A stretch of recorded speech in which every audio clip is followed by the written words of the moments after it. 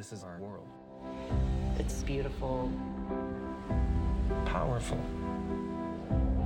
Challenging. There's so much wonder. It inspires me. Everything has a story. And we all have something to give. We're making important changes.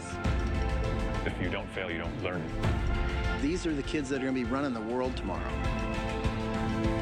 You need people to push the boundaries.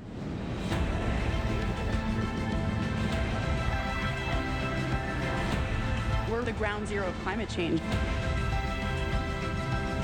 These are criminals, and I'm going to go after them.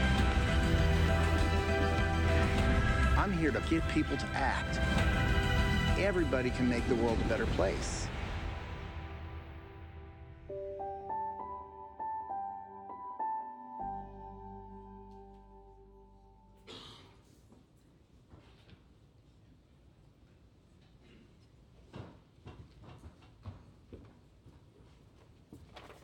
That is the shortest National Geographic video you will ever see. Good afternoon. My name is Tracy Wollstonecroft, and it's my pleasure to welcome all of you to National Geographic, particularly with our partners today at the Wyss Foundation, at the Nature Conservancy, USAID, and of course the Northern Rangelands Trust.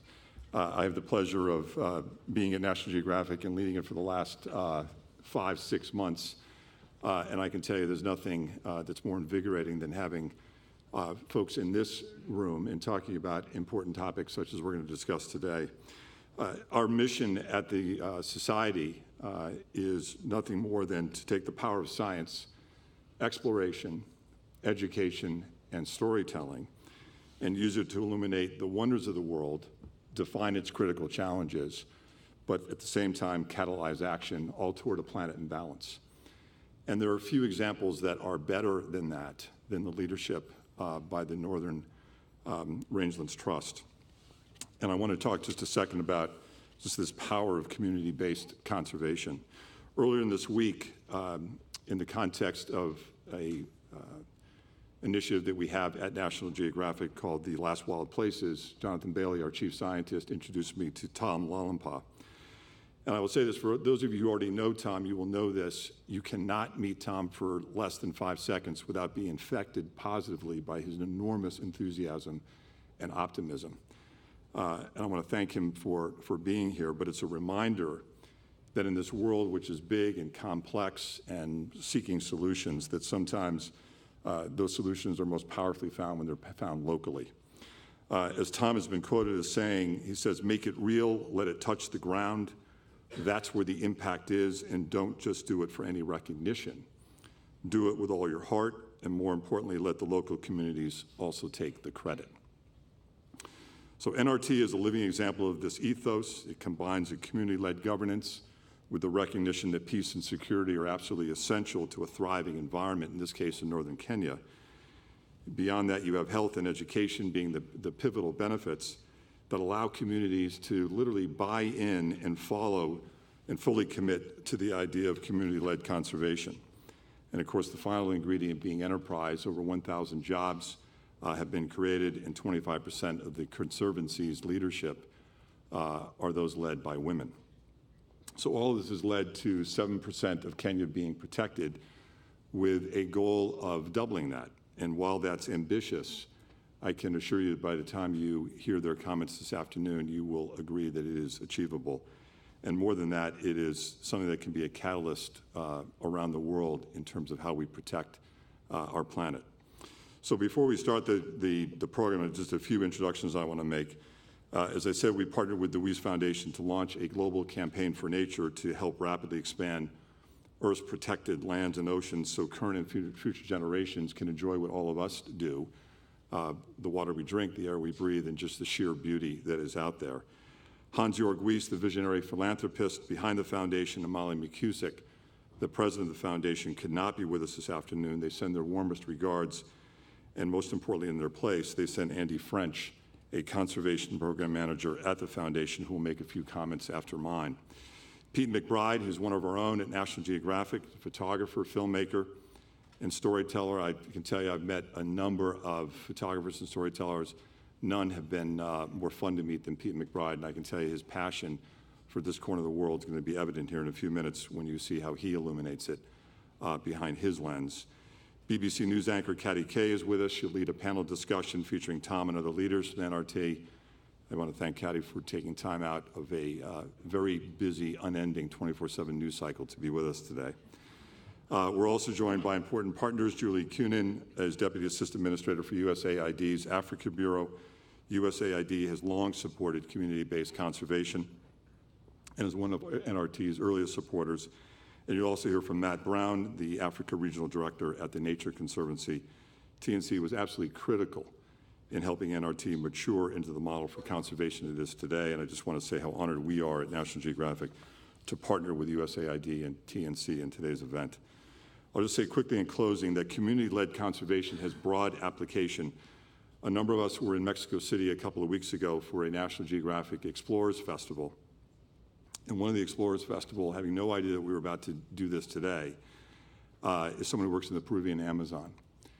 And she said that a community imbalance leads to a planet imbalance. Community imbalance leads to a planet imbalance. There's no one here today who wouldn't agree with that sentiment. So tackling a bold, ambitious goal like protecting 30% of the planet by the year 2030 can seem daunting. But it is clear, and this is really some of the magic behind Wyss's campaign for nature, that community-led conservation is going to be a critical key to that. I want to thank you all for being here this afternoon, for everything that you've done to support this community-led conservation. To continue our program, I'm going to ask Andy French to come up and let us all give him a warm welcome.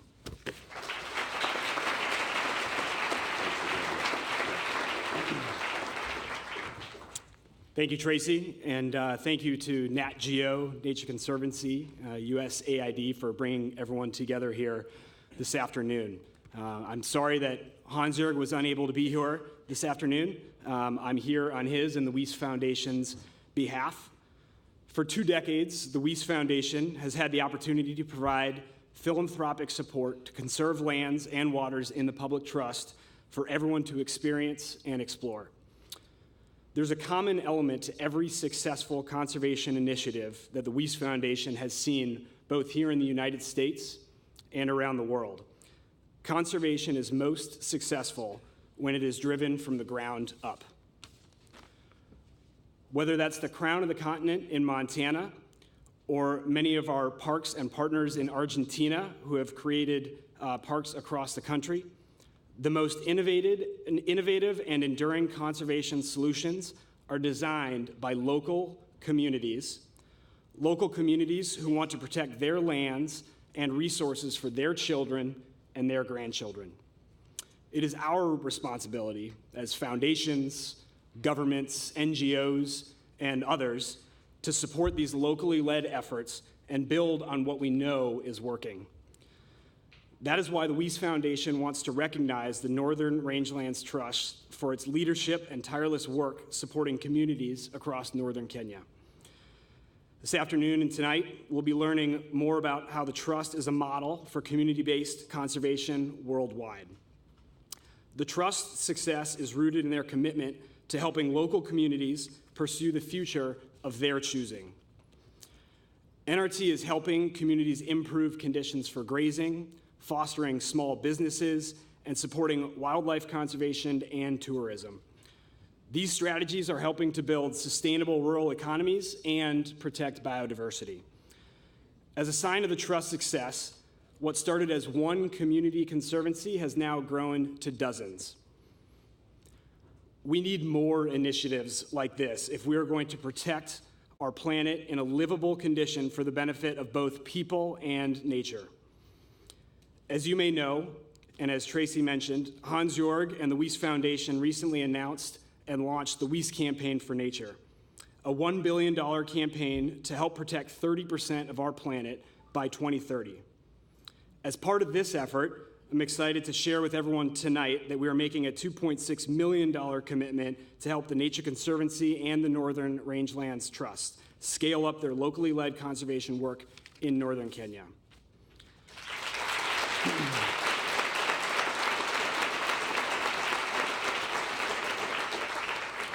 So congratulations to the Trust, to the Nature Conservancy. We're deeply grateful for all of your past and future locally driven and results-oriented work to protecting our planet's wildlife and wild places. Now, it's my pleasure to introduce you to Matt Brown, who is the Regional Managing Director for Africa at the Nature Conservancy. So, Matt, come on up. Everyone, please welcome Matt to the stage.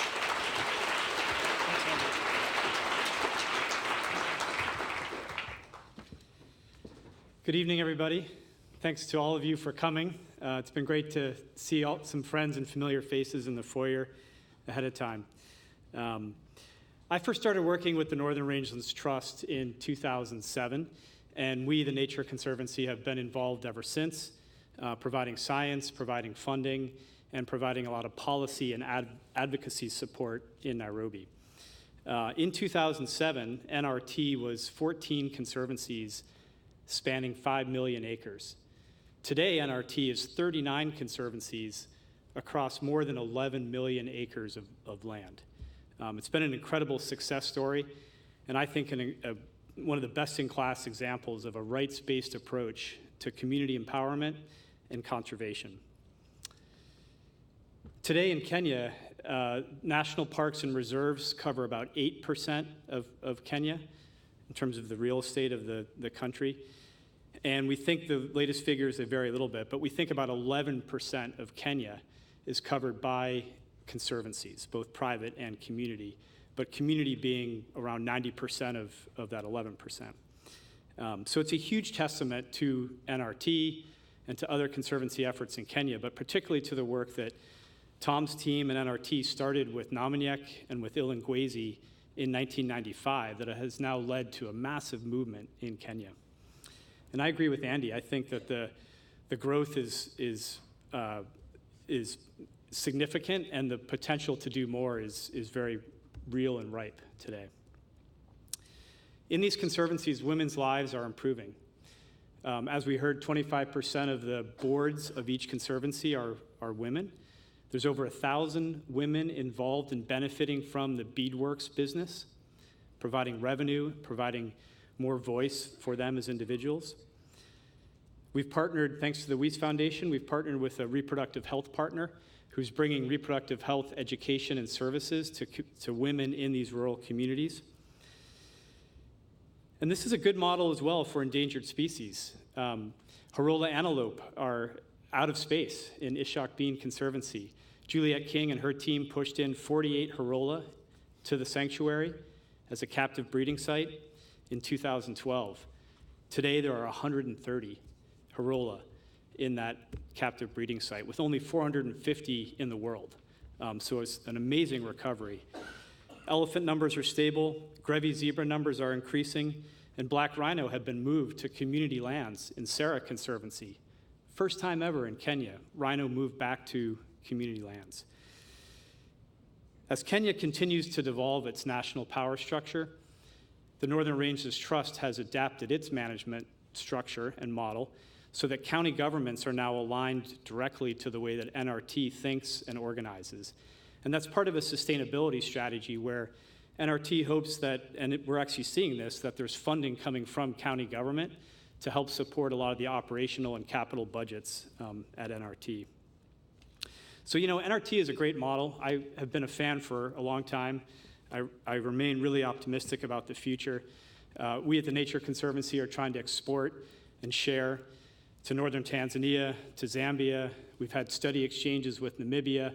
We actually had our team from Mongolia come last year and learn about the work in northern Kenya. But it's not all roses. I often wake up in the middle of the night, and I hope you appreciate this, Tom.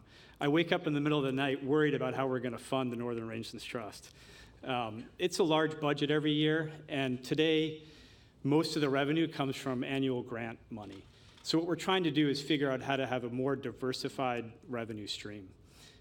There's a lot of options. We're looking at carbon from soil, from better grazing practices. We're looking at tourism. We're looking at beads. We're looking at livestock. We're looking at more support from county government. There will always be grant money. And we're looking at an endowment for the Northern Rangelands Trust. A vision of mine is that if Frank Bora, the CFO, could start every fiscal year knowing he had $2 million of unrestricted money to start his fiscal year, that would really help him, and it would help what NRT is trying to do, and it help NRT scale. So a lot of people in the room here have been fantastic supporters, and I want to thank you for all the past giving and past support that has gone in to help TNC, NRT move forward. And the support from USAID has just been absolutely phenomenal. The real anchor of funding to help the program grow and scale and maintain all that impact. I just want to end with a quick story. In 2010, maybe 2011, I think it was 2010, I brought some Nature Conservancy supporters to Kalama Conservancy in June. The rains had been good. The whole landscape was just incredibly green. It was one of those moments in northern Kenya where everything's alive and you feel like there's super positivity because of this green landscape. And I was talking to a young Samburu man who was employed at the Saruni Lodge. And we were talking about the drought that had happened in 2008, 2009, one of the worst droughts in Kenya's recent history. And he was telling me that his father lost 80% of his cattle during that drought, but that his older brother had sold his cows before the drought got too severe, and he held the money. And then when the rains came, he bought livestock again to build up his herd. And I said, oh, that's really interesting. And I'd heard similar stories from some other people. But I said, what would you do? And why did your brother do it differently than your father did? And he said, I would do what my brother did. I, too, would have sold my cows.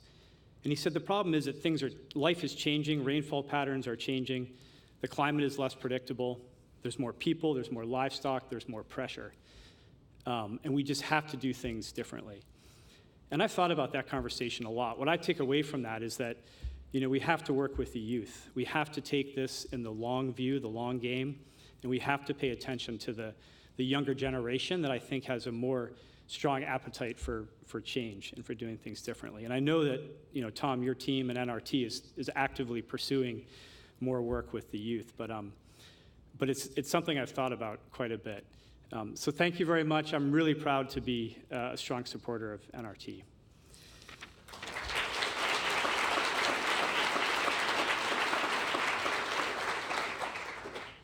So it's my pleasure to introduce our next speaker. Julie Conan is representing the U.S. Agency for International Development, where she serves as the Deputy Assistant Administrator in the Bureau for Africa. A quick run through Julie's CV will take you on a tour around the world. Before joining the Africa Bureau, Julie was Deputy Mission Director at USAID's mission in Nigeria. Her career spans years of dedicated development leadership working across the globe, from Colombia to Pakistan, Iraq to Sierra Leone. So please join me in welcoming Julie.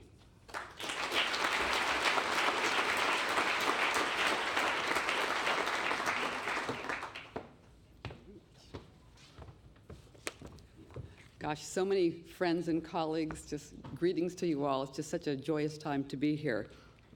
And thank you very much, National Geographic, for inviting us here and for hosting this wonderful event.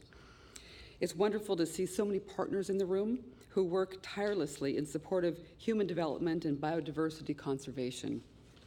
I welcome the opportunity to speak for USAID, a partnership that we're very proud of, and one that clearly demonstrates how these kinds of investments are making a difference in people's lives, and how a community conservation model can help advance people's and communities' journeys to self-reliance. USAID has a very long history with Northern Rangelands Trust. We are its largest and longest donor. In fact, back in 2004, together with Lua Wildlife Conservancy and the Nature Conservancy, we helped establish NRT. We understood then, as we do now, a simple truth. To achieve lasting and sustainable impact, countries and communities must lead and advance their own development agendas. The Northern Rangelands Trust Conservancy model puts people at the forefront of development and conservation. It empowers communities to transform their own lives and livelihoods, secure peace, and conserve natural resources. And it works. According to the Kenya Wildlife Conservancies Association, community conservancies directly impact the lives of more than 700,000 Kenyans and secure the 65% of Kenyans' wildlife that is found outside of national parks and reserves. Under the model, community members work with one another and neighboring communities for mutual benefit. The history of the arid lands of northern Kenya had been one of intertribal conflict over natural resources, wildlife poaching, and a lack of education and economic opportunity. But that is not the story today. Now, these community leaders, like Tom, are practicing intertribal governance and conflict resolution and are committed to the conservation of wildlife alongside human development and economic opportunity. The NRT-supported conservancies directly employ more than 1,000 people. There are 768 conservancy rangers and 70 ex-warriors now acting as peace ambassadors. The peace and stability that conservancies support lead to economic gains. We're in the development business.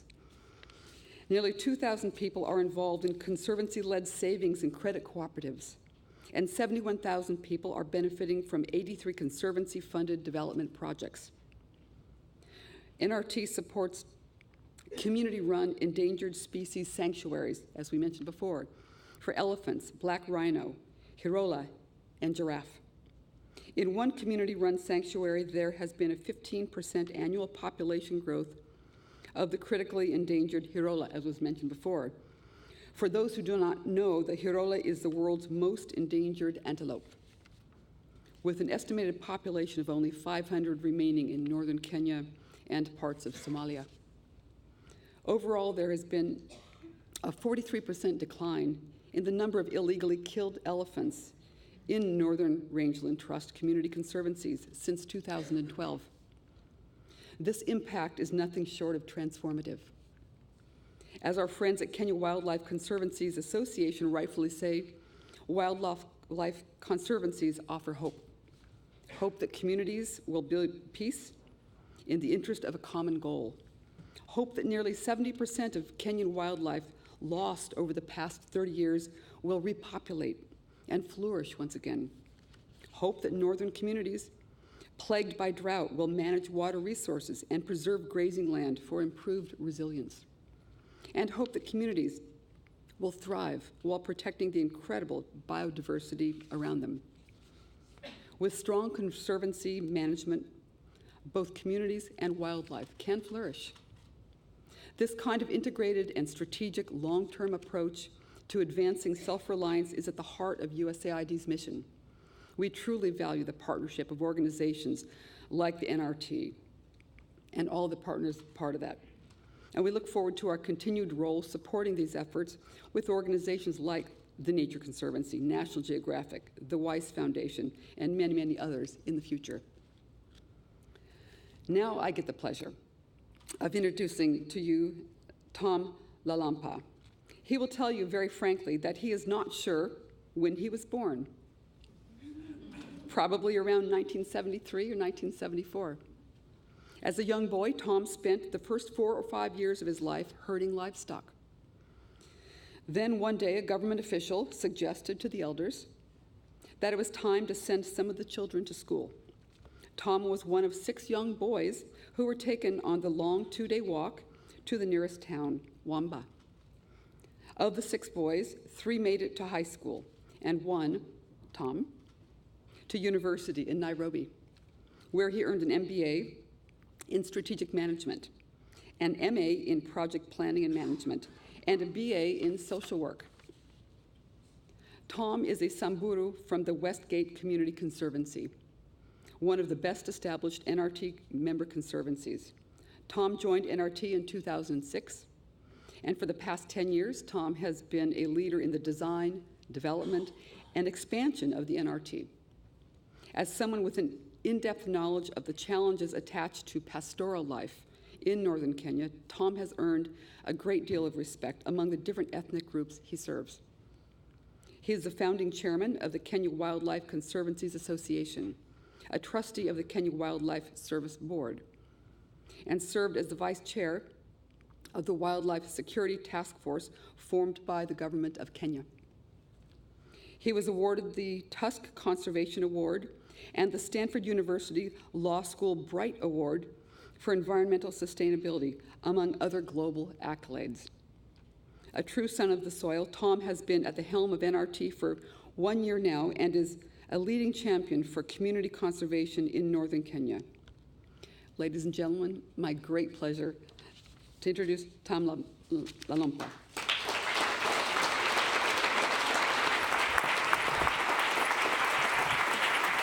Thank you, Julie. Thank you.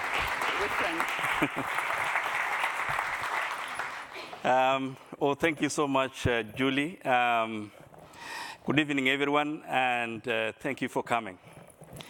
As Julie mentioned, my name is Tom Lalampa. I run the Northern Rangelands Trust, an amazing organization whose mission is to develop resilient community conservancies that transform, first and foremost, lives of the indigenous communities, secure peace, and conserve the natural resources. The journey has been quite transformative. And for us, conservation of the natural world is about people. It's about indigenous people whose life depends on those natural resources. However, the much we've been able to achieve could have not been possible if it were not for the support that we've continued to get. And I want to take this opportunity to thank the American people, for it is through your taxes that the USAID has been able to support us on the grassroots.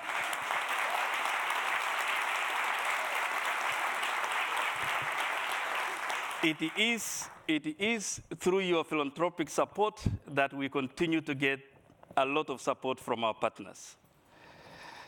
I'm really humbled this evening to be here. And before I tell you my story, I want to welcome you to my landscape where I was born and brought up. And as Julie mentioned, it's the area that I used to look after livestock. And all my life, I've been in this landscape. Please welcome and watch my landscape.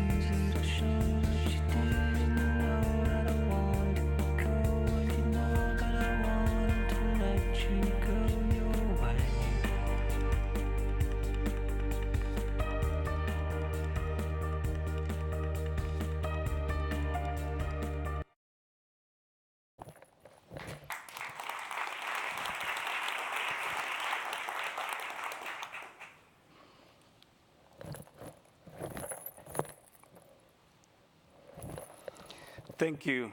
Thank you. This is me. And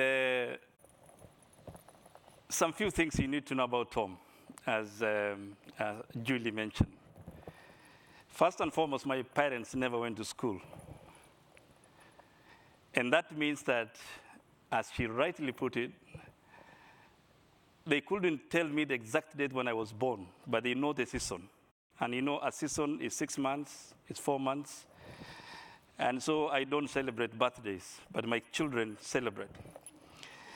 I was traveling one time in the US, and a colleague behind me saw on my passport the dates that are there, and when she tapped me on my back, Tom, happy birthday. I looked back and I was a little bit, what do you mean? And I just told her, just leave it, it's about numbers. The second bit is that all my life I've been schooling in boarding schools. And in particular because my parents keep moving from one place to another, either because of conflicts, either because the water has dried up for the livestock. And so they kept on moving. And so all my life, I've just been going to boarding schools. When the schools close down for holiday, I go back to where I left them. I don't find them there. It's up to me to go and look for them wherever they are. And on arriving home, my father and my mother could not ask me how I performed and what grade that I managed to score in the high schools. And so I completed the entire education life without my parent ever asking me about my grade and how I'm doing.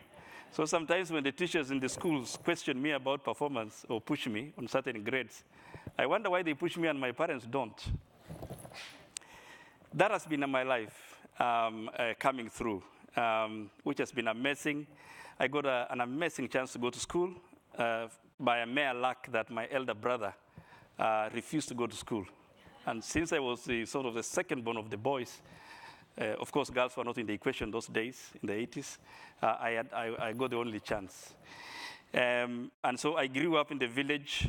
This is me. During holiday, you remove your shirts, your trousers. Going to school those days in the 80s was not a popular thing to do. And that's why many boys kept dropping. But quickly during school holidays, you drop your clothes, you have to dress like them.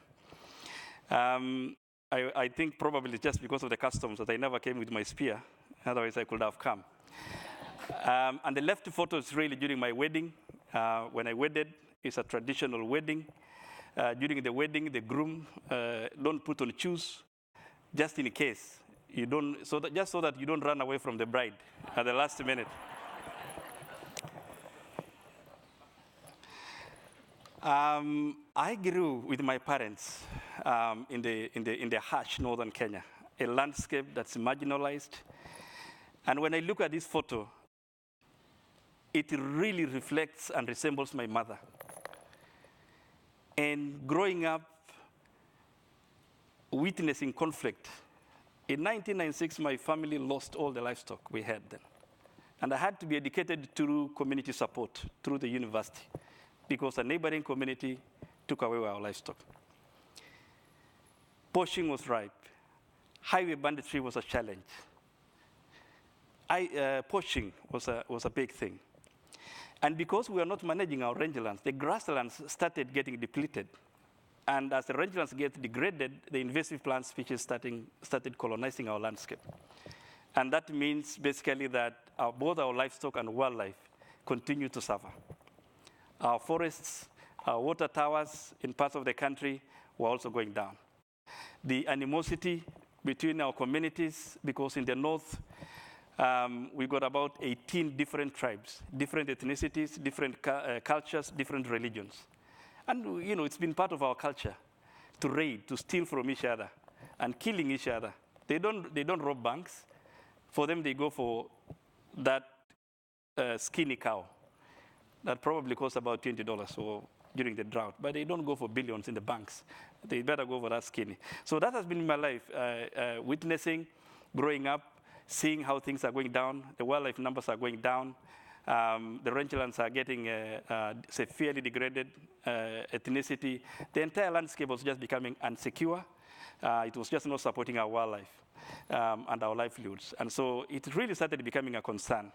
And that is where we've been working.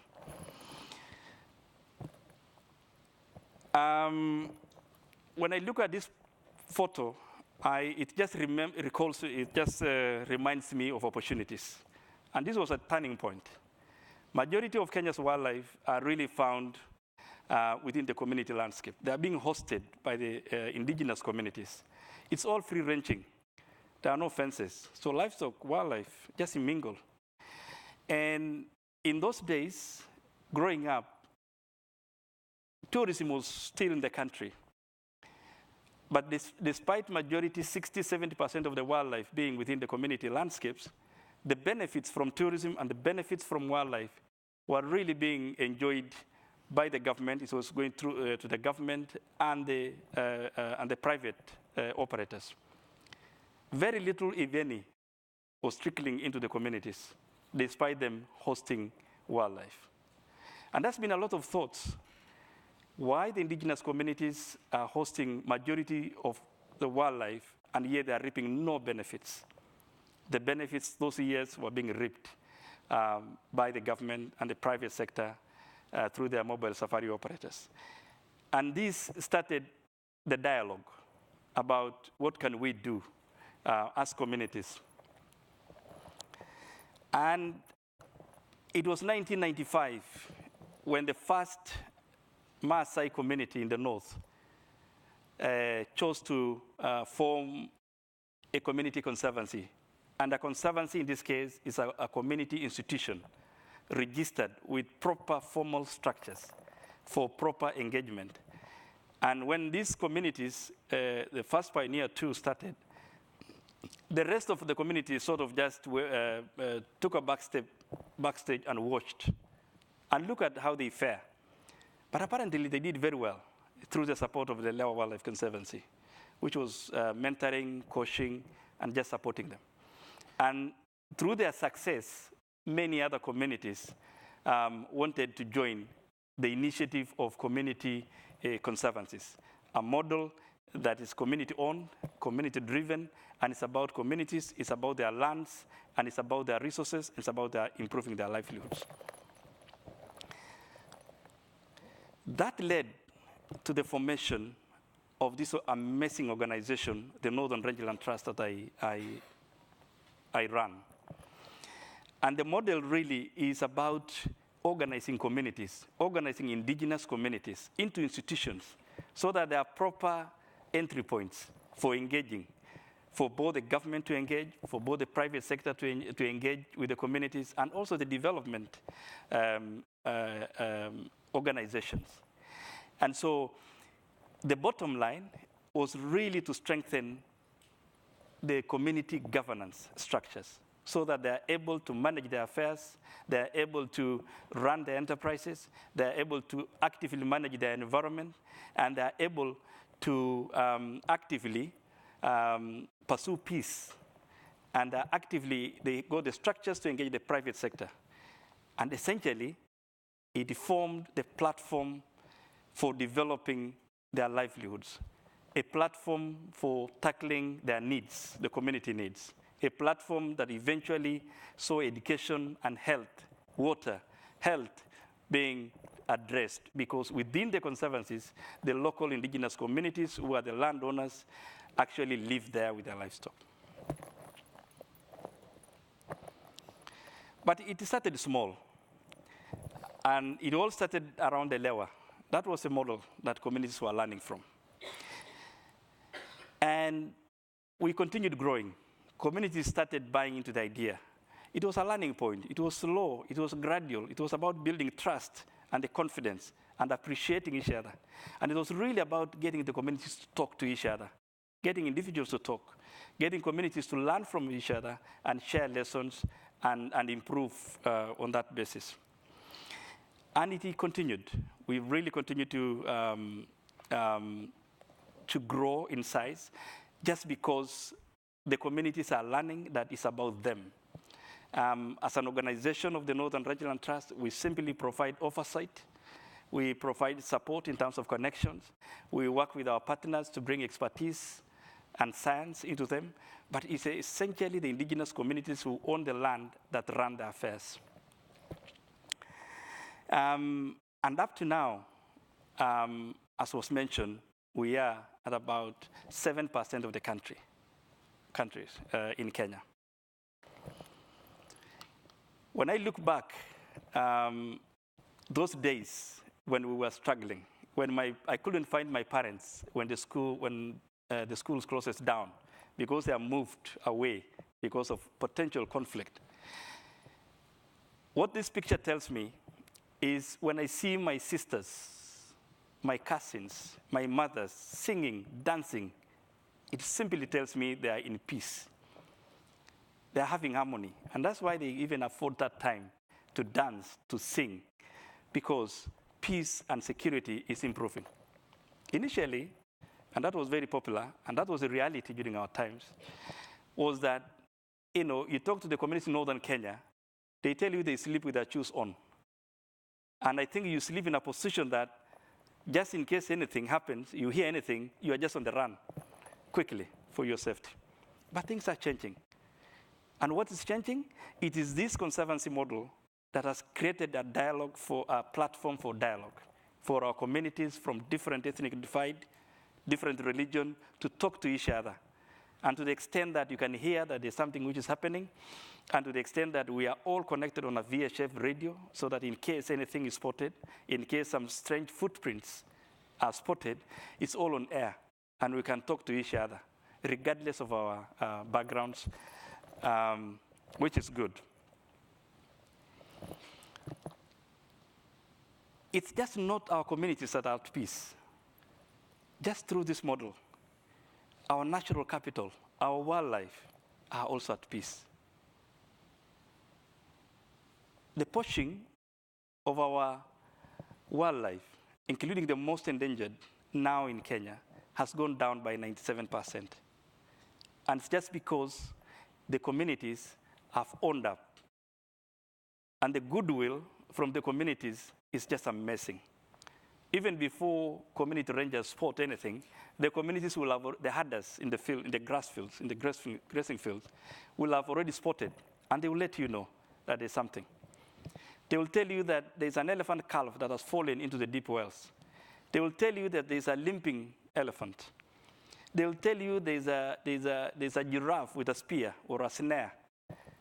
So they are now the eyes, the ears on the ground for this wildlife, and which is their natural capital, which they will reap in. And they're just trying to manage them just the way they manage their livestock, by integrating. The situation in northern Kenya previously has been known to be very disparate. Why? Because the opportunities are quite meager. Employment opportunities hardly come your way, just because it's a marginalized part of the country. It's a dry part of the country. And so we kept on seeing a lot of our youths, having finished universities or high schools or colleges, going to the cities, because there was hardly any opportunity. And currently, the community conservancy model is now one of the biggest employers. It is creating jobs for our youth, and that means that, when you get a job, you're able to support your family, and our families are getting more stable. Happy women, happy children. It's amazing to see that currently over 1,200 permanent jobs have been created, and tourism is also employing more. And so we're getting to work within our homes, so that I'm closer to my cousins, I'm closer to my mother, I'm closer to my brother, and I still remain in that community where I belong, where you find a lot of love. Through the conservancy platform, because I mentioned that for us, conservation is about people. It's about transforming lives. It's about using environment.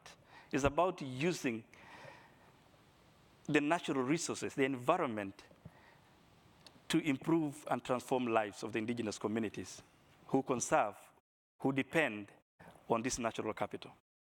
And so through this platform and through the conservancies, we are able now to do a lot of health programs, as mentioned by Matt. There's a lot of health facilities being built, maternities, through philanthropic support that's coming through genuinely through these partnerships, and also through their revenues they get from tourism. And it's really helping to save lives. They do a lot of mobile clinics, eye clinics for the elderly. And so it's just amazing. The Conservancy is now providing that platform for a very multi-sectoral approach, where we use conservation, we use the natural environment to build around it livelihood projects that support and improve the lives of these indigenous communities, including their land tenure. When I look at this picture, it reminds me of those days, during my days, when going to school wasn't a popular thing at all. And currently, just through this initiative, through this platform of community conservancies, schools have been built, scholarships have been provided through the revenues from tourism, and infrastructure, dormitory to retain our girls, our beautiful girls in schools. It's happening because it's about communities doing it. It's not that they are competing with the government. What the model does is that we're simply complementing government efforts where they can. But it's about changing the equation to the extent that it's about the local communities, the indigenous people, who say where they want and what they want. And if it's a school, they want a school here. If they feel that our girls need a dormitory to retain them in school because their parents keep moving a little bit, then we talk to our partners, we build a dormitory for girls to retain them in school. Curriculum, a lot of things are happening. And also sometimes building teachers' accommodation in the remotest part of this northern Kenya to retain quality teachers in our remotest schools. Otherwise, all the competent best teachers would always love to work in urban centers where they can get a Wi-Fi, where they can have electricity, a shower. And I think they no longer prefer the basin some of us used to use. And so the Conservancy model has really made those opportunities possible. Just looking at this pic, because it takes me back to the village. And this is Westgate, where I grew up, where I was schooled by this community. Opportunities for women has been quite minimal. Getting women into leadership was a big challenge. When we started off, as Matt mentioned, there was hardly women being elected into these conservancy boards because it's a male society. And as he rightly put it, currently women are at about 25% and are taking on as conservancy managers. Through the Conservancy platform, we have been trying to empower our women, our local women in the villages, to the extent that they're able to access financial services. Beatrice is here. She is a beads production manager. She works with the women in these conservancies to structure bead production system. And getting a woman from the village doing a beadwork that's sold in New York and or Washington is really amazing. But basically, they make money. They are within their families, and in the process, we have built for them, we have structured for them a cooperative, so that they're able to save and assess loans. And so it's amazing. Our women are rising into leadership. Our women in the villages are getting to lead on peace. I was cracking a joke with Josephine recently and asking her, what can our women help us in peace? We know women don't go poaching. They don't go and poach elephants. We know women don't go and steal people's cattle. We know women don't go and, rob vehicles on the highway. But they know what's happening within their landscape. And we've built, from the last 2 years, a situation where our women are coming to the fore in helping us in bringing about peace. Last year, over 600 women from across the landscape, different divides from different conservancies came together and talked about peace. And they know what the men are planning. And they will always whisper to Josephine, and we tell the government, and we intervene, and we save lives. And so, heck to women.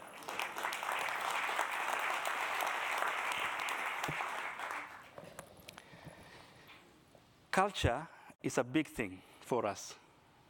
And anything that is compatible to our culture anything that doesn't push communities away from their traditional life is likely to be acceptable.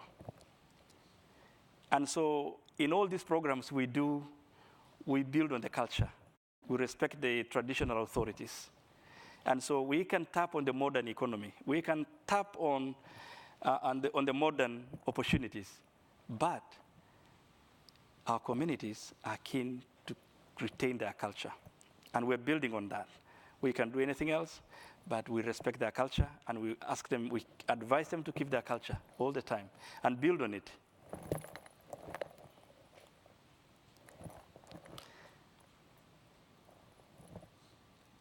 Our rangelands, our grasslands is so important. It is through the rangelands that we keep our cattle and livestock. It is through those livestock that we pay for our bills. It's through those livestock that depend on the grasslands, on the rangelands, that we pay our hospital bills and send our children to school. And so the rangeland is so key for us. And so what has happened now for us in the communities is that through the Conservancy initiative, communities are able to actively manage their rangelands, which is a win-win for wildlife and livestock. And it's also about creating wealth for the communities. And so it's massive. All those conservancies have rangeland management committees of elders. They're looking at vegetation monitoring, what's happening about the grass cover. And it also helps them to tackle on the climatic shocks. So they know, they plan for their dry season, their wet season. And it's only possible if we let them to do it themselves. And so there's a lot happening on managing invasive plant species, planting grass where there are none. And as a result, as Matt mentioned, we are able now to tap on the carbon credit. But the grass still helps our cattle. It benefits our livestock. And so it's massive. It really touches life. And when the Conservancy movement and initiative started tapping on looking at the rangelands, the communities really loved it because they know the Conservancy model is really touching their lives.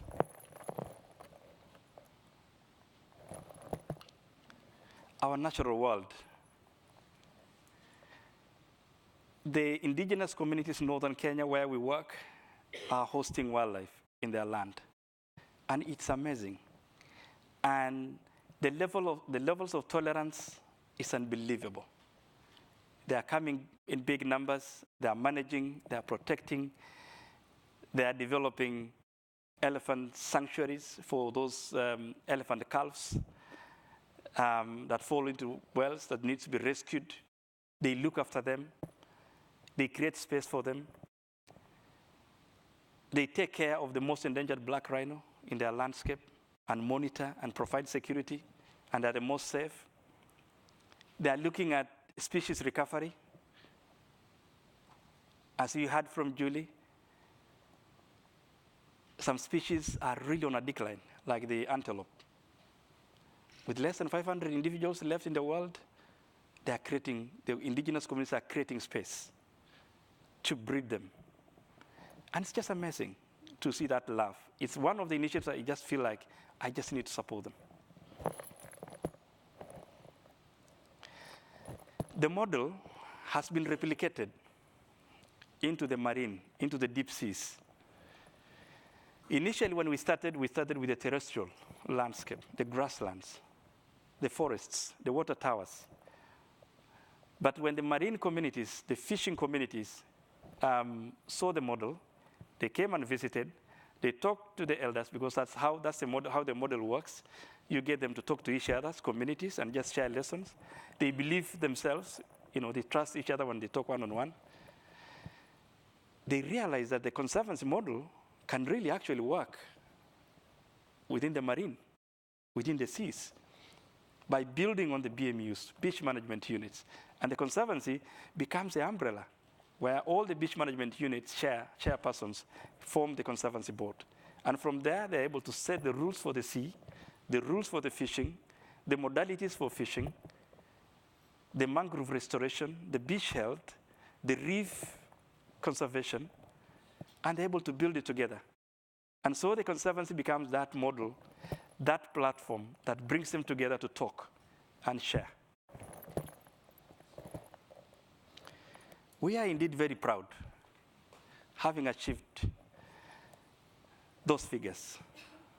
From the number of conservancies, 39, covering 7% of the country, would love to cover 42% of the country that is communal land in Kenya. It's really about capacity and resources. Poaching numbers have really dropped significantly just because of the ownership.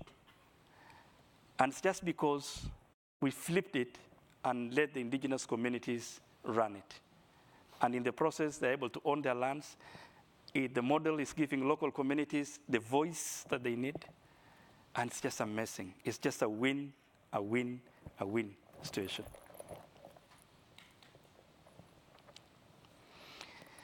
That is where we are currently, at 42,000 square kilometers, 7% of the country. But the opportunities are still massive in Kenya, even beyond, before we look into the rest of the world. As I mentioned, in Kenya, the community lands amount to 42% of the country landmass. And there is potential to grow. We are constantly under pressure from our neighboring communities wanting to join the Conservancy initiative, because it simply helps to organize communities to manage their resources, to manage their natural capital, and to improve their lives, and to be one community. We do all this because we believe we are part of the globe.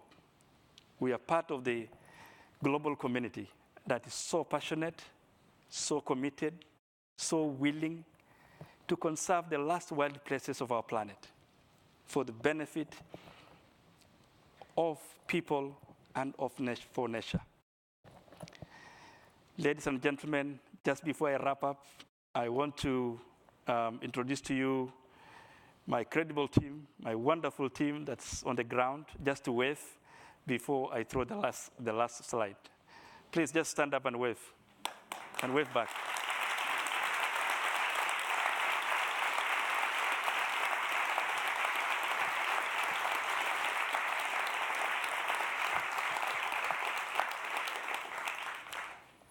Thank you very much. That's my amazing team.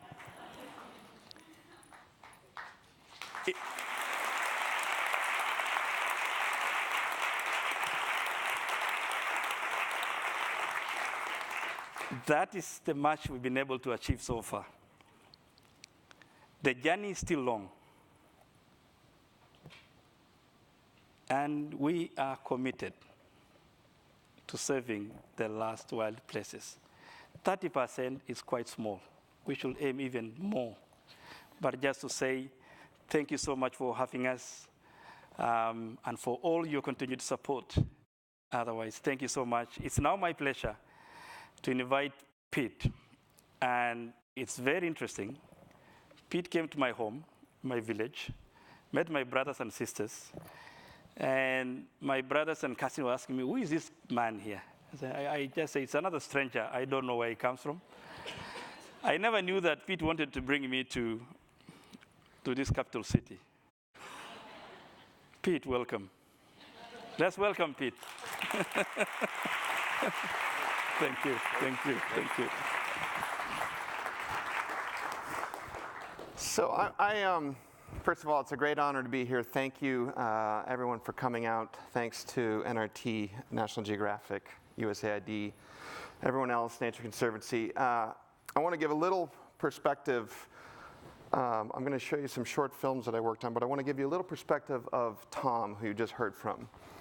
He is, as I'm sure you can gather, is a remarkable man. But when I first met him, we were loaded up in a vehicle, my film crew. We had gallons and gallons of water, days of food, a lot of equipment, jammed into this Land Cruiser. And we meet Tom in his vehicle. And Tom said, Pete, we got a little bit of this ahead. And I was like, okay, Tom, not sure what this means. But he's like, so we got to go. And I was like, all right. And we were going to follow Tom to his home in Wyss Conservancy, about maybe a 5-hour drive. Well, Tom knows the country very well. He grew up there. He also knows how to drive very fast. So this really means this in the back of a Land Cruiser. So while my fillings were falling out of my teeth, I remember getting to Tom's village and seeing them there. He had been smiling the whole time. We made it in 3 hours so we'd have enough time to shoot. And it just gives a little window into how dedicated and how remarkable Tom is. Now, before I show you these films, I want to back up a little bit and just give you a little window into how I know Kenya and how I got to know Kenya. I'm very fortunate that my parents brought me to Kenya when I was 10 years old. To the northern shadow of Mount Kenya, where we spent hours around campfires. And at this point, my eyes basically popped out of my head. I was like, wow, this is a completely different world than where I grew up in the Rocky Mountains of Colorado. The people, the wildlife, the sounds, everything about it changed me, I think, and ultimately planted the seed for me to ultimately become a photographer and a filmmaker, which led me back to this building here. It also led me on many assignments to Kenya, the first one being the water tower, Mount Kenya, where we climbed to the very top of 17,000-foot Mount Kenya to try to understand this remarkable feature in the center of the country. That if you look at it, in 1936, you see this place that had 16 glaciers, and when we climbed it, tragically, it has less than one.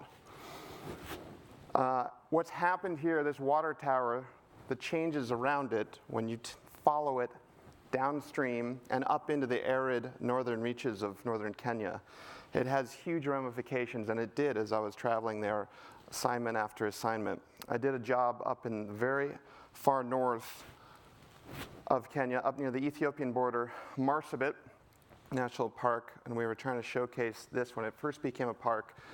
And there's Paradise Lake, or what's left of Paradise Lake. Of course, the water had completely been depleted, and what I saw when I went there astounded me. The natural resources were so stressed and so challenged, and a swelling population, there was so much demand on everything that photographing anything or doing this story was so complicated. The landscape was so complex and so dangerous. Just getting out of the vehicle to try to capture a photograph of anybody and their livestock was incredibly challenging. And wherever we went, no matter what we did, they was telling us, don't get out of the vehicle. And we always had armed guards with us, staying up throughout the night, because it was just such a dangerous part of the world at this time. This is just 10 years ago. And everybody was basically on edge, afraid of poaching. The wildlife was on the run everywhere. Elephants were getting slaughtered. Every big game you saw was hiding and lurking and trying to find safe haven. And I remember leaving there and wondering if any of these big creatures that I'd come to photograph were going to remain in northern Kenya. Would there be rhino left in northern Kenya? Or would there only be these little island sanctuaries, and that would be the only thing left? And so when I left that assignment, I felt very sad. I was thinking to myself, this remarkable part of Kenya is going to change and vanish completely. And then a miracle happened. Around 2007, 2008, I started hearing stories about it, and I went back and I started seeing this change that was swelling up, kind of boiling up from the soil. It wasn't coming from Nairobi, it was coming from village to village, community to community. And NRT was starting to spread. And it was starting to have its reaches, and everyone involved, mainly the people, were starting to realize that they could change it, and if they could take ownership of their wildlife and basically change their world, they could turn this around. So when I got a phone call from Juniper Nell with USAID, it was an email actually last year asking me if I wanted to do a feature-length documentary on NRT. I said, oh, absolutely. This story needs to get out in the world. But I quickly responded to her and said, you actually don't need a feature-length documentary right now. Your money will be better served if we make shorts to begin with. We can do a feature later and raise money for that. But right now, we need to introduce the world to what NRT is. And we need short trailers, and short vignettes of the remarkable people that are there. Because of course, the attention span of the world is shrinking. So what I'm going to show you is, first is the trailer, and we'll move on from there.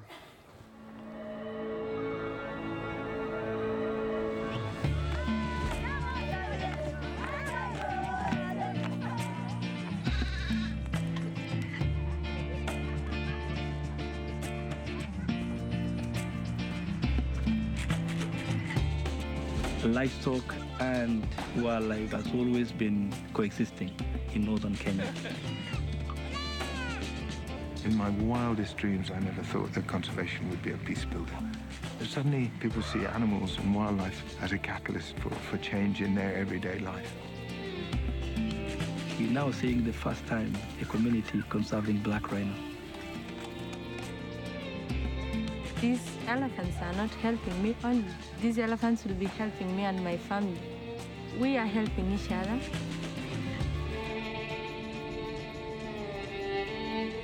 The Northern Rangelands Trust is a group of communities that have come together to better their lives through conservation.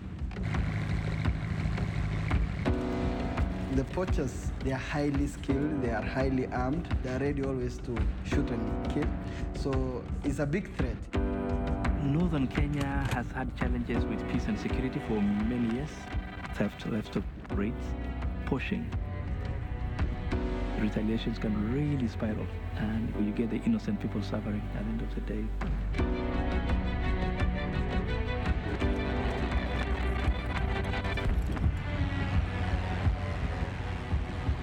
To run such programs in northern Kenya, it requires that you win the trust of the community. Putting a value on that horola to the herdsman and his family on an everyday basis. And that's water, it's healthcare, it's employment, it's alternative revenues.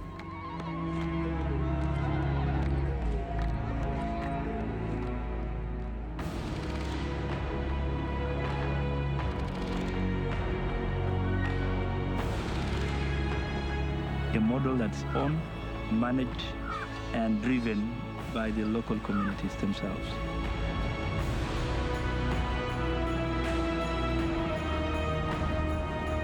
It's about women, it's about supporting women, financial access. It's empowering their families, it's empowering the whole community, the whole of the North. We are seeing for the first time in East Africa, a community is running an elephant sanctuary, taking care of orphaned baby elephants.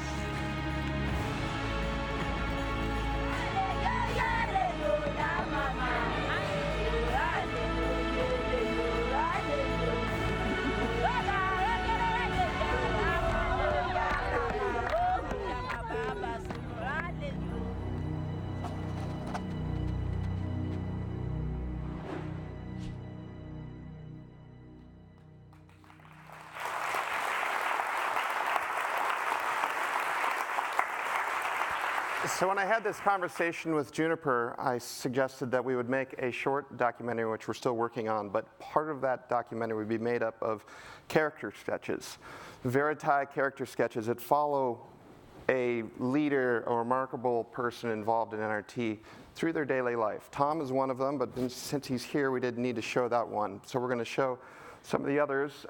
And what I wanted to focus on was the relationship, of course, with wildlife and how wildlife is becoming this catalyst to change so many layers of life in northern Kenya. And now how these communities see wildlife. Do they see it as government-owned or tourism-owned only, or do they see it as their wildlife that they're protecting? And you start quickly seeing, as you spend time in these conservancies, the pride and ownership that they're taking. And of course, we wanted to focus on the women that are working so remarkably and are such role models and heroes in the caretaking services of the wildlife. So this is one of the shorts of Vertetti.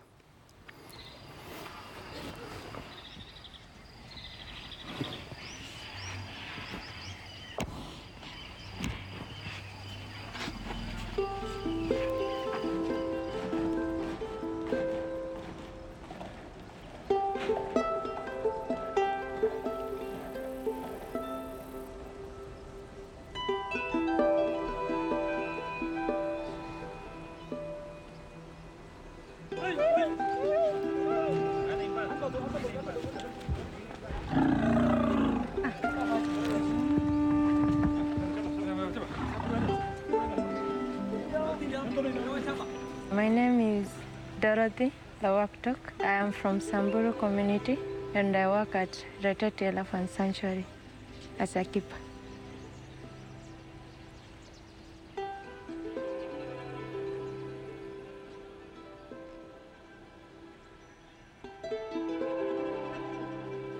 We get baby elephants that are orphaned through poaching. Their mothers get killed or are just abandoned by their mothers because of the distances that they move.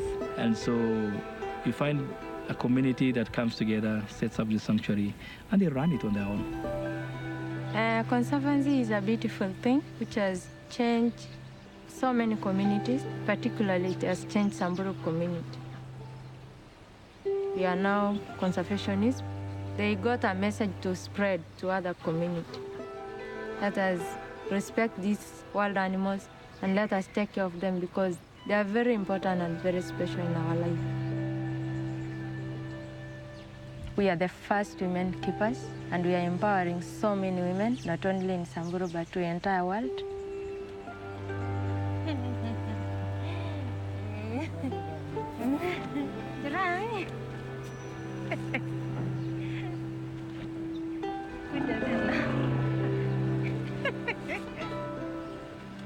The elephants, I help them. These elephants are not helping me only. These elephants will be helping me and my family.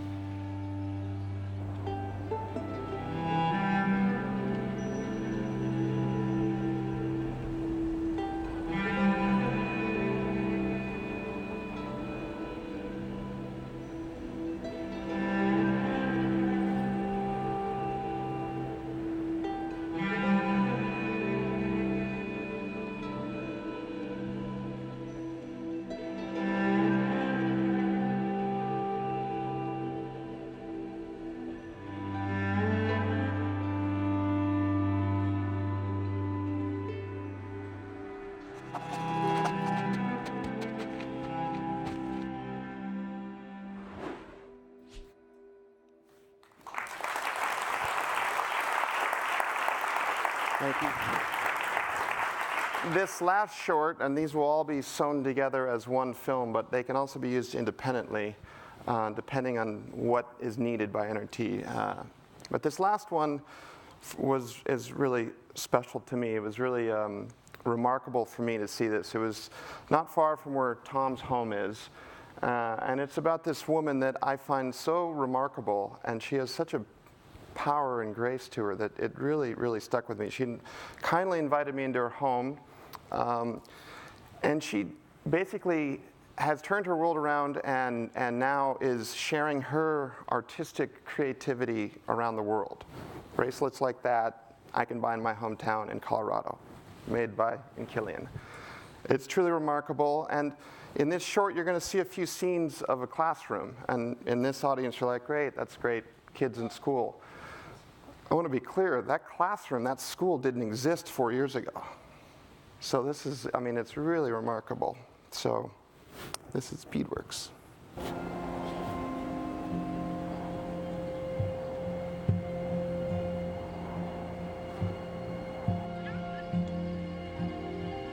Kajina nung kilian, lokor-koru.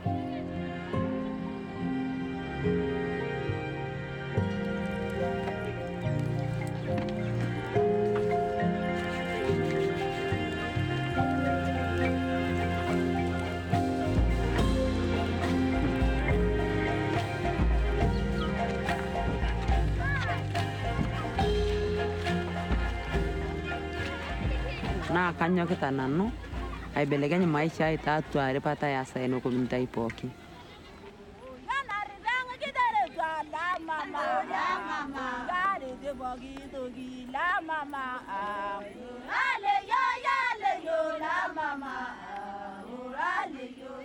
Beadworks is a business that works with community conservancies in northern Kenya, and our work is basically to work with pastoral women so that they can use their skills to earn an income. We currently work with 1,300 women. Our vision is to work with 5,000 across the northern side of Kenya. We have a system that is well organized. The women are able to organize and supervise the whole business. They own it.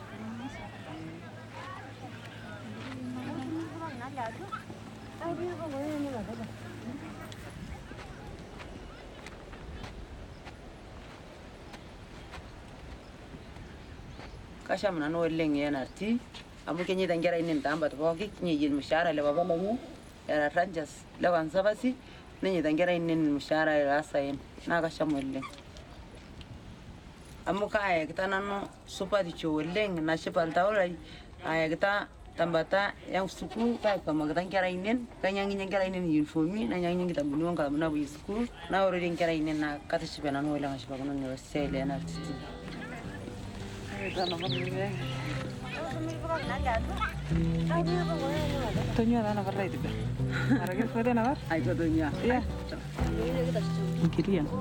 a business leader in our village. She supervises the rest of the network. And she's learned the skill to own the business. We work with customers across the world, like Australia, America, and also local market. It's a business, so we provide what the market needs. We did an assessment and asked our women, what do you do with your money? They will spend their money buying food, clothes, and then now we're trying to help them think about the future. You've saved $12,677 shillings, which is basically $126. Using mobile phones, which were not available in the north, learning to do mobile banking, and all these things are happening across the world. The ladies have been left behind, so we're trying to empower also them to be leaders. It's broader than just the beats. It's much more. It's empowerment. It's empowering the women. It's empowering their families. It's empowering the whole community. It's empowering Kenya and putting Kenya on international map. Seeing a piece done by a lady in the northern Kenya being sold in California, it's life-changing.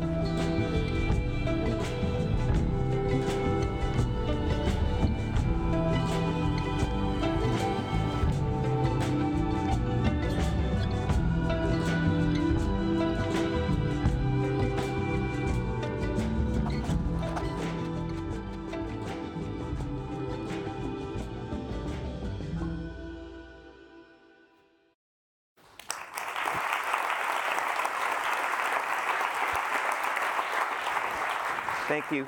I just wanted to thank Tom and NRT. You're looking at basically 50% of their staff that does a remarkable amount of work. It's when you realize what this group does and how small they are, it is shocking. So thank you for letting me share my cameras with your story. And I now want to introduce you again to introduce the panel, because I think we have a remarkable panel ahead of us. And I think you have a model that's not only an example of what you can do in Kenya, but the world. So thank you.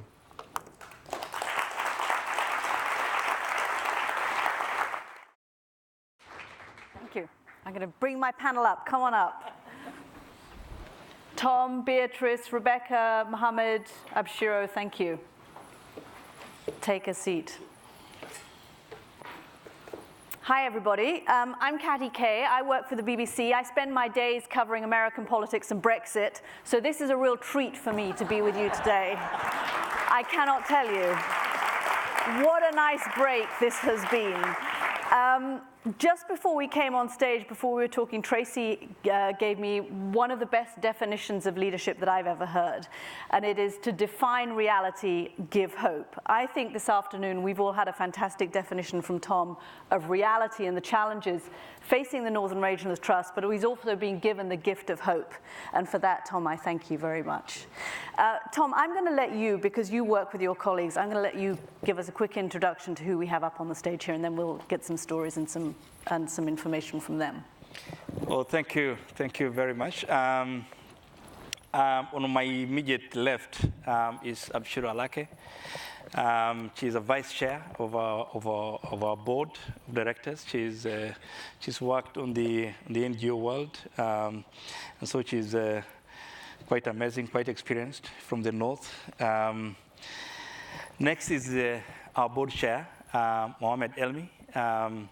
Previously, he's been the Minister for Northern Kenya, and currently he's a Cabinet Administrative Secretary for the Ministry of Environment in Kenya. So he has a lot of knowledge about Northern Kenya and the communities. Next is the lady you saw in the film. She's Beatrice Lambaira. She's the head of the beadworks production. She's the one who sort of worked with the women you saw, putting them into organized groups and developing the production system with the star bidders at the top, and they manage the whole production system. And she's been previously a conservancy manager, and so she's come through the system. Next, followed by Rebecca Koshulem. She's been a conservancy manager of one of the conservancies called Ruko for 9 years, just before being promoted to join the NRT as a county conservancy director for Baringo County. Thank you. Thank you. I have a ton of questions, but I want to start with the women, because this seems to be a very important part of the governance of the peace and security, of the economy and the conservation. And Beatrice, let me start with you. Since you've come from Conservancy, you're now working in business leadership. What's the relationship in Northern Kenya between women and conservation? How important are women to the conservation process? Thank you very much. If you look at the whole NRT Conservancy model, it's basically about the people, and women are, I think, the core to what a community is. And this model has provided an opportunity for the women to fully participate in what a conservancy is, in terms of utilization of resources, in terms of leadership, in terms of participating in the business. Yeah. So, Rebecca, this is quite a change for the community to have women doing these things. Are the men okay with it? Yes. Good. Because you find that in our communities, the men were in the front. But having realized that these challenges in the grassroots levels cannot be solved by the men alone, the women are now taking the forefront by helping the men address the issues by providing the other alternative sources of livelihoods through the beadworks. And do the men also see that there is a benefit financially to their families in having the women, for example, have access to beadworks?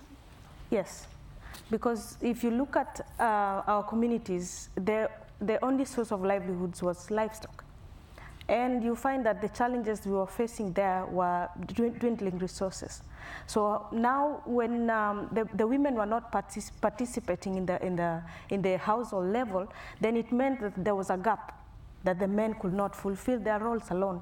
So if we now have the beadworks that the women are working with, so it means that at the household levels, the women are now providing other solutions to the problems facing the household. And maybe just to add on, if you look at the beadworks business, it's basically a business that women are able to continue with their way of life. They're working during their free time. It's not a factory setup. So basically, it doesn't take them away from taking care of their children, take care of their livestock. And this has given the men the confidence and the appreciation for the women to participate in the business. They basically walk up to me and say, can my wife participate? So you can basically feel that it's a business that basically fits in the way of the people. It doesn't disrupt our way of life. Tom? It's quite interesting. There's one thing that men didn't like, and I think Beatrice is not mentioning. And She's a diplomat. No. What men didn't like is that the fact that initially on the payment of the beadworks for women, it was done by cash initially by NRT. So a vehicle goes with the cash, all the women who needs to be paid, assemble at the Conservancy headquarters, and everybody gets the cash. And essentially, that time when they're using a cash system, the men could talk women for money to go and buy beer. But Beatrice changed the strategy, and now the women are getting their money through mobile phones. Yeah. And so men can't get to know when the women have been paid. And so there's been a bit of a complaint, but a very positive complaint. I love the idea of a positive complaint. Yeah. That really is an optimist speaking. I'm sure you work with women too. Mohammed, I'm going to ask you to join in this conversation as well, because it does seem that when it comes to the governance part and the conservation part, women are an important part of this. I think most people's image of conservation problems in somewhere like Northern Rangelands Trust is around men, is around poachers who tend to be men and conflict which tends to be between men. So how can women play a role in that, in improving the conservation element of this? Thank you very much, Kachi. I think, as has been said, women are more than half the population, and so we cannot have conservation that ignores more than half the population, or in anywhere, so to speak.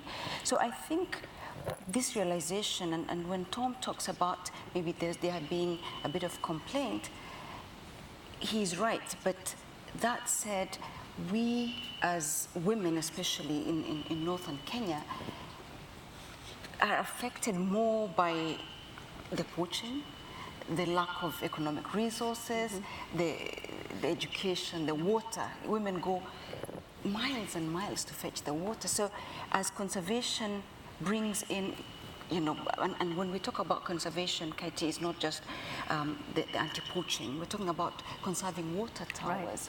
Right. We're talking about rangelands, degraded rangelands that are a source of food for us. So I think women have got to be at the forefront for a lot of the socio-economic problems that face us, including conservation. And when you look at climate change, affects women more. And so the person that understands the pain of it should be at the forefront of it. And this is what is different in the conservation, community conservation model that we're seeing now. But also the indignities, and I would like to go to this because what conservation at the community level does is to preserve the dignity of a woman, of the human beings that live in the conservancies, but especially for the women, because when a woman can buy herself, say, pads, or can buy her child these things, and now we must then put women at the forefront, and this is why the women are so excited and are actually preserving nature and making sure that, that the benefits accrue to them. And when Tom talked about, the government protected area model and then the community-led model, this puts women at the forefront. It's empowering the women more than even the men. And so it's shifting everything around. And that is why the focus, and as you saw in the circle that he was presenting, women are the foundation of it, really. Mohammed. Yeah, I think mine is just to add, when I first came into contact with the previous chairman, who was the Speaker of Parliament, was the Minister for Northern Kenya, he said, look, there's a model developing here. And just to show, before, much earlier, conservation was about some very eccentric individuals, maybe white, maybe they are considered rich, but then this thing turned it all around, and now it is actually communities. Before it belongs to government, and the Kenya Wildlife Service looks after them, but they do it only in the gazetted area. So that, for me, the transformation that is moving with county government now coming and saying, look, we want to form more of this. I'm sure, as I said, she's a senator, have taken their petition where the government, they're trying to get the government to fund community conservancies. So we've moved a long way in which, and the beauty of this is, I've again been in development for a long time with Oxfam and others. So we always had a divide, the people who do development, the people who do humanitarian, the people who do different sectors. And conservationists were the fringe. Now you have conservation happening, led by communities, and they do all the things that affect their life. They choose which ones to do, And the fact that the communities are organized enough to know who to go to, they put pressure on their governor. I can see them eventually raising other streams of money from private sector, from county government, and eventually, if Abshiro's petition to Senate goes through, probably national government funding communities directly. Rebecca. I wanted to go back to the question about the women. I reckon that within our landscape and the communities we work with, women are regarded as a second class after men. And this has been historical, and when I started as a conservancy manager and my fellow friend Beatrice, I remember we came in when I was the first manager, lady manager among 14 managers who were men. And within the board structure, we had many men. There were no women. And it took a lot of effort for us to show that even as women, we can make it. As women, we can be leaders within the conservancies and within our communities to make sure that we provide solutions to the problems that are affecting our communities.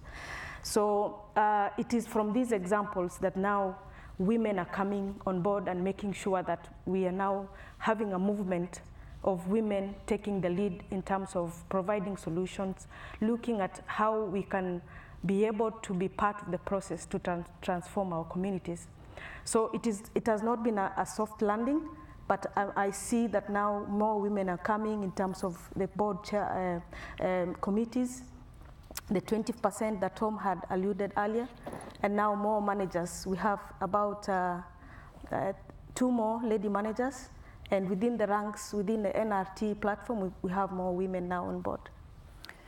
We're talking about conversations changing, and I want to get some sense, maybe from Mohammed and Tom, particularly as I think the older people on the panel, but I wouldn't want to cast aspersions, of what your memories are like, of what it was like before this, if we could make some comparison between the success of the Northern Rangelands Trust has really been the last 10 years or so, but what was the relationship, particularly from a conservation standpoint, Tom, between, say, your parents or your grandparents and the resources that were in the area and the wildlife that was in the area? I'm much older. So yeah, you do. Go. You're with me, Mohammed. We're up there. If you think of the 60s and that, I mean, nomadic pastoralists lived very well in harmony with the nature. They lived the lion. I remember 69. My brother was a policeman. He took me to school, and then we came back to a nomadic family, and lions, would come in, kill. But they lived within the area. There was not that much, if the conflict was one on a specific incident, nobody went to kill giraffes for meat. It was, seen as you have goats, you have camels, you have a lot of other things. And then it moved to a period when the population increased, small arms came in, and the national government was protecting the protected areas, and these areas became free for all. So intercommunal conflicts became very serious, and in the process, wildlife was being killed quite a lot. We had traditions, again, for managing our grazing land. Again, that disappeared with now national government saying their rangeland management. So all that went. And the people who were talking about conservation went, by the time we were in the late 70s, 80s, were a few individuals like Joe Adams, somebody looking after lions or elephants, but communities were not involved at all. So to see it now turning and getting communities to come together and beginning to be recognized in Senate, people beginning to talk about it. Initially, a lot of people spread rumors, oh, these people want to come and take your land, or what is it? And of course, communities say, look, we are the ones in charge. We are the ones doing it. And you could see the transformation.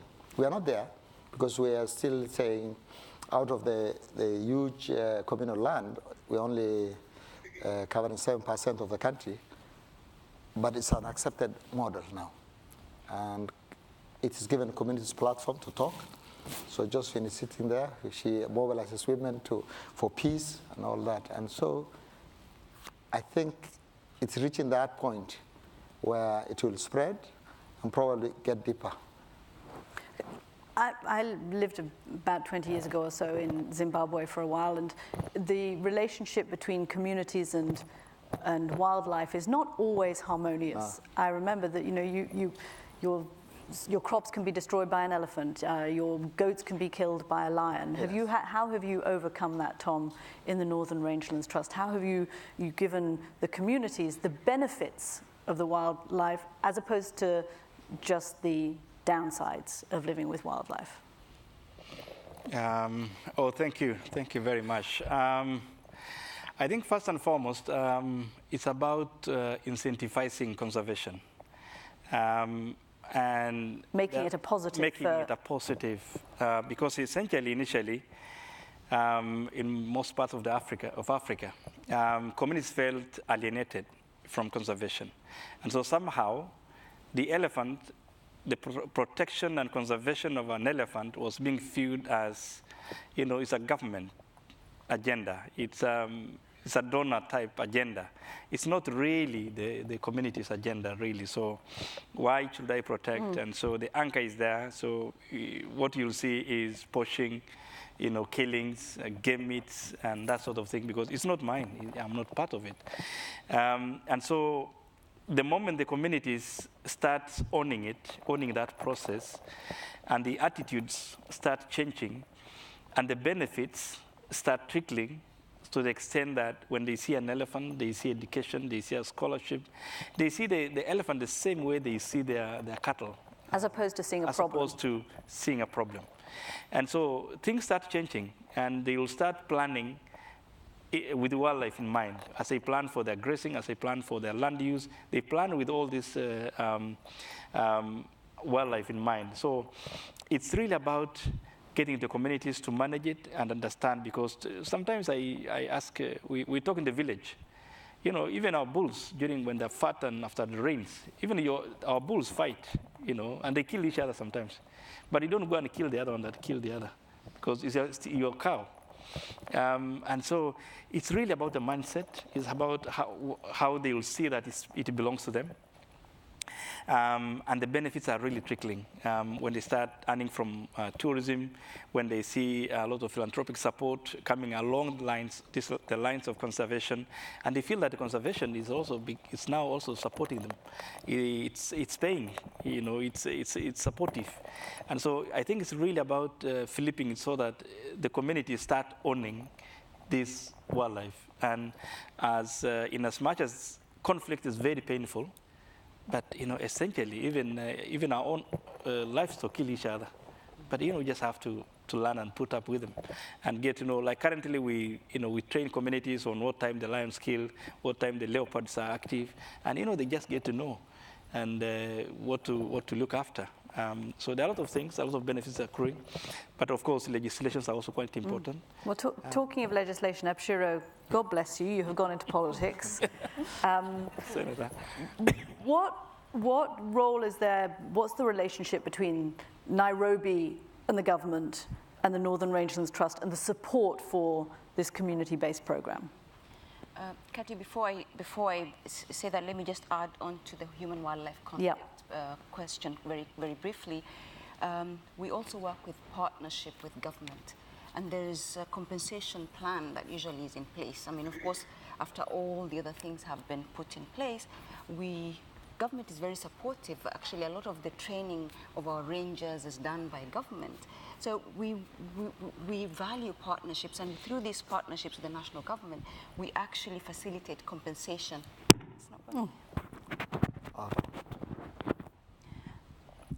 So we partner with government, and through this, we take advantage of the compensation for human-wildlife conflict.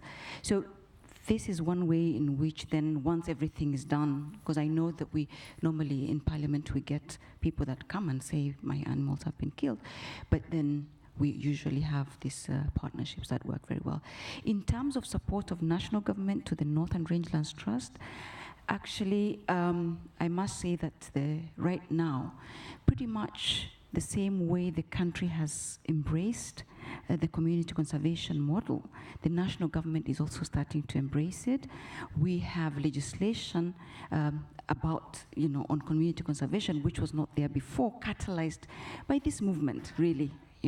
Not just, of course, in Northern Rangelands Trust only, but because we have, the Maasai Belt, the Mount Kenya Belt, the Amboseli Belt, which are different conservation hotspots around the country.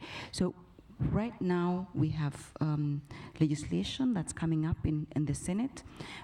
We organized our community conservancies to petition us, and we, in a few weeks' time, are going to be announcing, hopefully, and I'm crossing my fingers on this because there's a lot of support that was given on the floor of the House, but how then the recommendations come and how quickly, how much money is put in the budget is still not yet decided, but yes, it's being seen as the future of conservation, is being legislated, and because policies and legislation attract resources, then we're hopeful that all the investment that all of you have put in and in this partnership will definitely be scaled through government support from the national and even the county governments. In fact, county governments are already supporting directly, but once the national government starts to support, they'll find a framework within which then they can now support really fully and roll out support to us. Forgive me for asking this question, I should probably know. Do you all come from different communities? Mm-hmm. Yes. Have your communities historically lived in peace and harmony with each other? No, he's the enemy of my community. Rebecca, I know These that two are fighting a lot. these two are fighting clearly a lot. I don't even know why you put me next to him. So, Rebecca, describe, I know that you have worked with different communities and you've been trying to push on the peace and security side of things from clearly an environment that is not the easiest environment. What have you seen in terms of communities because of the Conservancy model coming to work together in a way that perhaps they wouldn't have done in the past? Okay. Thank you, Katie. First of all, I was born in West Pokot County, different from where I went and worked.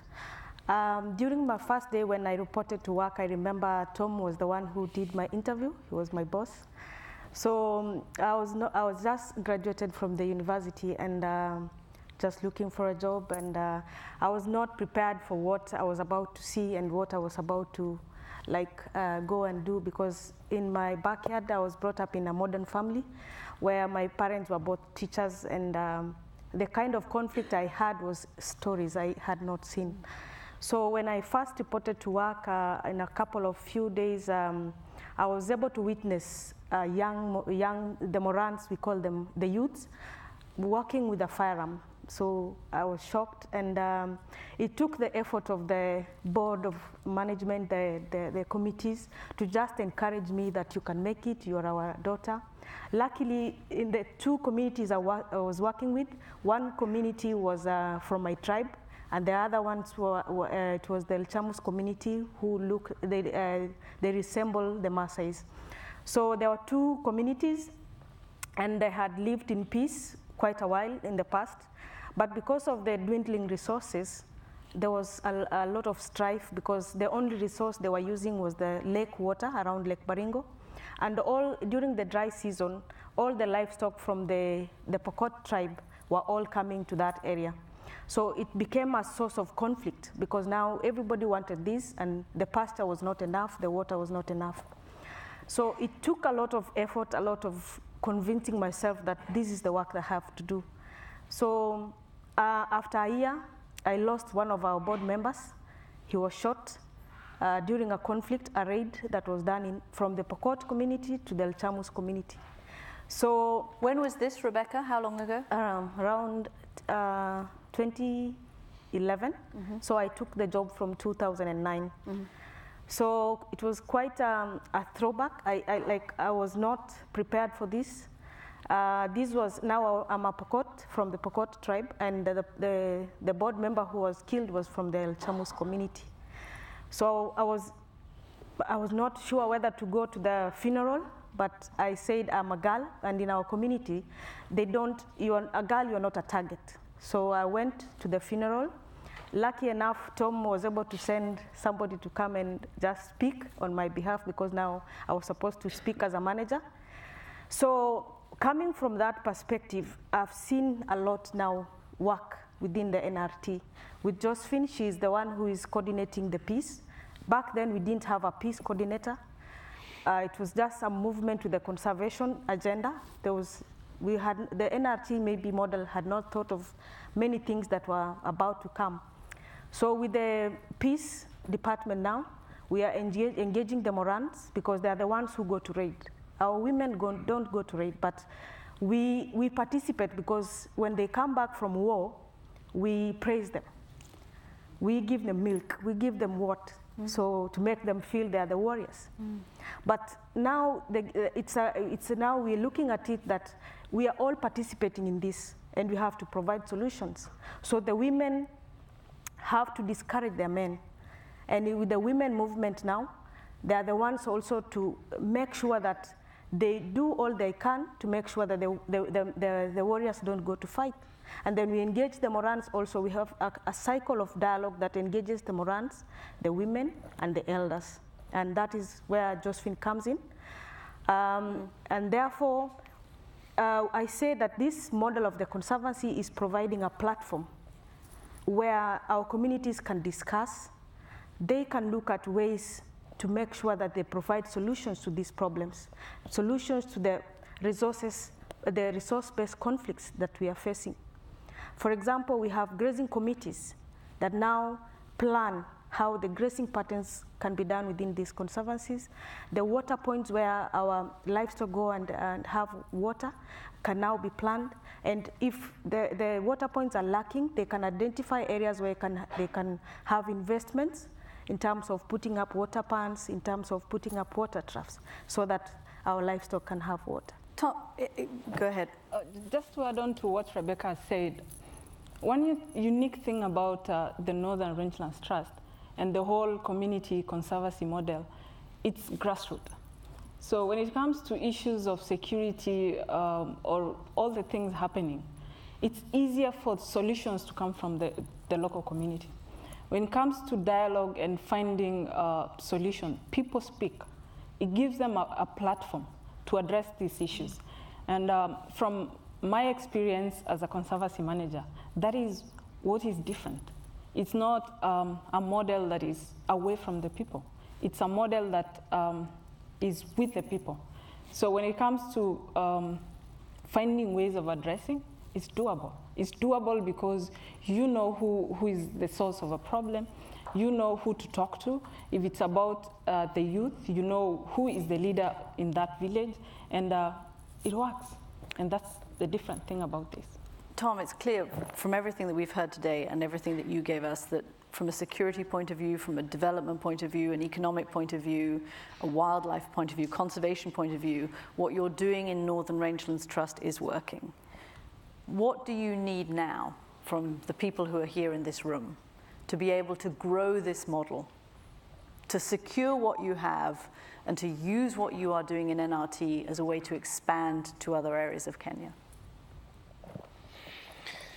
Well, thank you. Thank you so much, Kathy. I think first and foremost, my biggest challenge as a CEO is really at this point in time is managing success. And managing success is challenging. The model has proven to work. It has been replicated into the marine. We're having a lot of dialogue across Africa. You know, we are sharing lessons. So that comes with a lot of challenges because it's about capacity, really. Sometimes, as a CEO, I look back and I feel a little bit isolated because I expect to have a very strong team behind me who can lift the weight and to allow me to give time a little bit just to look beyond the horizon. The point at which we are now is really it's about scaling, if we can. and scaling to the extent that we already have best practices that we can share. And further to that, the fact that this model has evolved to becoming a model that can deliver a transformative change, it's becoming a big thing. So I reckon for me is about scaling, which is really important for me. And then number two for me is really securing the future, continuity. Do you have specific things that you would like from this audience? Yes, I do. I reckon mine will be to ask for help. I run such a big organization on a 2-year grant, on a 3-year grant. The highest I've ever had is 5 and rolling, which has been great. And you employ managers, you employ quality staff below you and at the conservancies. And it takes a year or two to mentor, to grow that staff.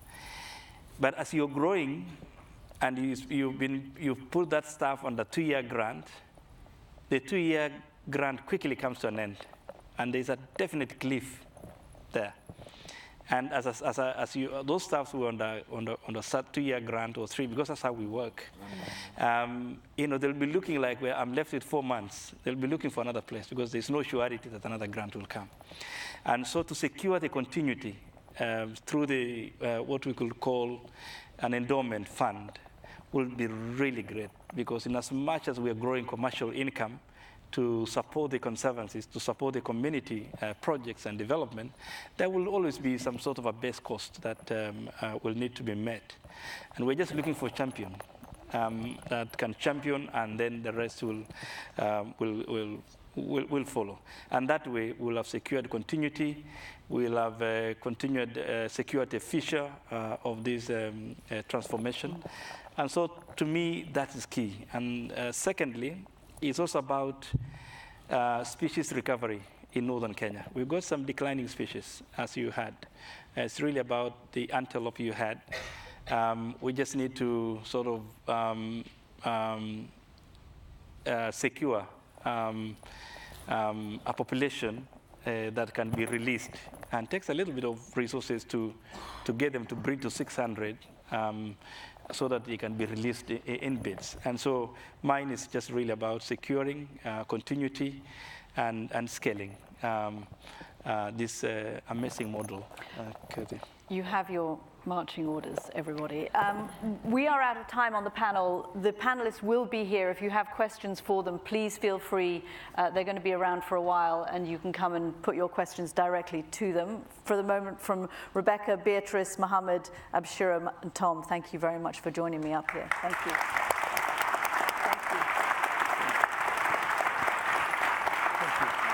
Thank you.